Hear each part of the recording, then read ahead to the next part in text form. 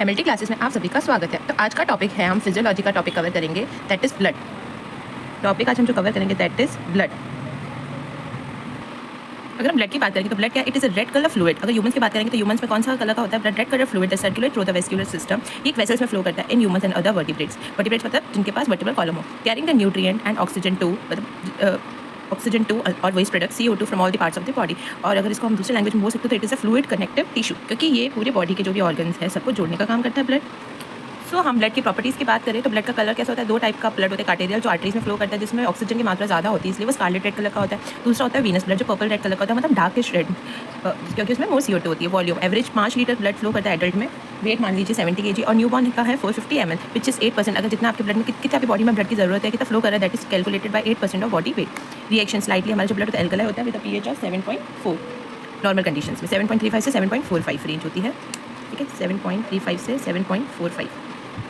Specific gravity अगर total blood की देखी जाए तो इट इज 1.052 से 1.06। विस्कोसिटी अगर देखा जाए, विस्कोसिटी मतलब गाढ़ापन 5 टाइम ज़्यादा होता है वाटर से।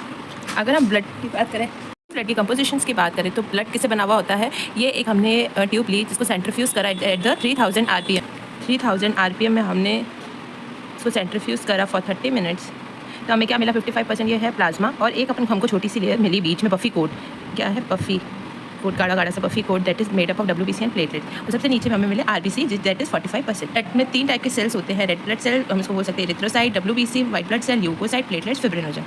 अगर हम प्लाज्मा की बात करें, जो ऊपर अपर मोस्ट पार्ट था, लिक्विड फ्लूइड पार्ट था, दैट 55% था हेमाटोक्रिटिक वैल्यू का, वो बना हुआ था 3 पार्ट से, सॉलिड, वाटर एंड गैसेस। सबसे मैक्सिमम जो प्लाज्मा बना हुआ था दैट इज ऑफ वाटर, 92 से 93%। सॉलिड में 2 टाइप के सब्सटेंसेस आते हैं, ऑर्गेनिक और इनऑर्गेनिक। ऑर्गेनिक में आ जाएगा हमारा proteins, amino acids, carbohydrates, hormones आ जाएंगे, ठीक है, फैट्स आ जाएंगे। इनऑर्गेनिक में हमारे सब इनऑर्गेनिक जैसे कि sodium, calcium, potassium, magnesium, bicarbonates, chlorides, phosphates, iron, copper etcetera. और गैसेस 3 टाइप की गैसेस होगी, ऑक्सीजन, कार्बन डाइऑक्साइड और नाइट्रोजन। अगर हम बात करें सीरम क्या होता है, तो सीरम क्या होता है? प्लाज्मा में से जब हम क्लॉटिंग फैक्टर्स निकाल देते हैं तो वो क्या बन जाता है? सीरम।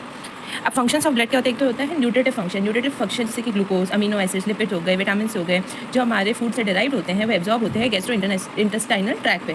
तो ब्लड के थ्रू तो वो सब कैरी होते हैं। रेस्पिरेटरी फंक्शन ऑक्सीजन और CO2 का एक्सचेंज। एक्सक्रीटरी फंक्शंस जैसे कि हमारे जो एक्सक्रीटरी ऑर्गन्स होते हैं, किडनी वगैरह, वो ब्लड में ही जो होते हैं वेस्ट प्रोडक्ट्स, उसको ही तो छन के वो सब क्लियर होते हैं।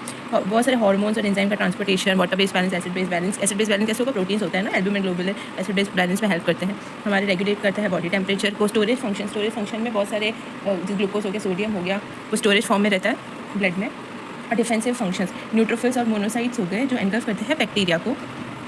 और लिम्फोसाइट क्या करते हैं? इम्यूनिटी में हेल्प करते हैं, B और T लिम्फोसाइट। ईसिनोफिल क्या कर सकते हैं? Detoxification function.